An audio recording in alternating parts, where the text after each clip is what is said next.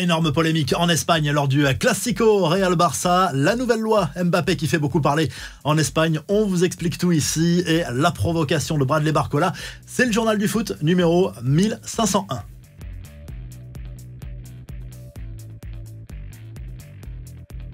C'est un classico qui fait beaucoup parler. Le Real Madrid a fait un pas quasi décisif vers un 36e titre de champion d'Espagne dimanche soir. Victoire 3-2 du club merengue à Bernabéu contre le Barça qui a mené 2 fois au score avant de craquer dans les arrêts de jeu sur un but de Bellingham. En Catalogne, on crie au scandale sur le but non accordé à Lamine Yamal en raison de l'absence de la goal line technologie.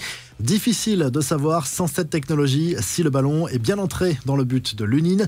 Pour Sport et Le Mundo Deportivo, pas de doute, il y avait but et forcément ça aurait changé beaucoup de choses. Xavi et plusieurs joueurs parlent de honte pour l'arbitrage espagnol. D'autres images et calculs montreraient que le ballon n'a pas intégralement franchi la ligne. C'est la version soutenue en tout cas par les médias pro-madrilènes. Sa chambre, forcément, après ce classico, et celui qui prend cher, c'est le jeune Fermin Lopez qui s'est permis d'imiter la célébration de Bellingham lors de ce match.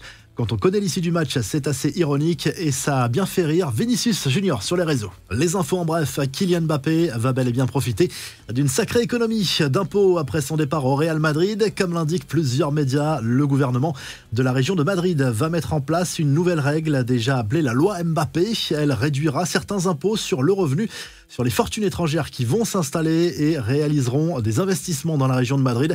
La Star des Bleus en sera l'un des premiers bénéficiaires. Ça va permettre notamment de compenser le manque à gagner en termes de salaire. Marquinhos était à l'honneur dimanche soir au Parc des Princes après la victoire contre Lyon. Le capitaine parisien a reçu un trophée pour saluer son nouveau statut de joueur le plus capé de l'histoire du club. Il en a profité pour faire passer un message aux supporters. L'objectif est clair, le triplé, Ligue 1, Coupe de France, Ligue des Champions. Bradley Barcola, lui, s'est attiré les foudres des supporters lyonnais. Il a été copieusement sifflé par le parquage visiteur dans lequel on retrouvait ses anciens supporters qui n'ont pas digéré son départ au PSG, et il a d'abord célébré tous les buts parisiens sans aucune retenue et il a récidivé ensuite sur les réseaux au coup de sifflet final.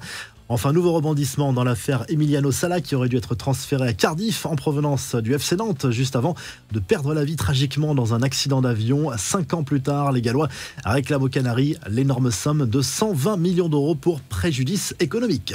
Allez, on termine avec la revue de presse. La joie des Parisiens à la une du journal L'Équipe. Ce lundi, au lendemain d'un nouveau festival offensif, victoire 4-1 des Parisiens face à Lyon au Parc des Princes en Ligue 1. Mbappé est resté sur le banc. Luis Enrique a fait tourner en partie le PSG qui se rapproche d'un 12e titre de champion. En Angleterre, le Daily Express Sport revient sur cette demi-finale de FA Cup complètement folle entre Coventry, club de D2, et Manchester United. 3-3. Score final après prolongation, mais les Red Devils sont passés au tir au but. La finale opposera les deux clubs de Manchester à Wembley le 25 mai. Et en Italie, la Gazette dello Sport se concentre sur le derby milanais programmé ce lundi soir en Serie A. En cas de victoire, l'Inter Milan sera sacré champion d'Italie. Et on a appris ce week-end que Stefano Pioli ne sera plus a priori l'entraîneur des Rossoneri la saison prochaine. Si le journal du foot t'a plu, n'oublie pas de liker et de t'abonner et on se retrouve très vite pour un nouveau journal du foot.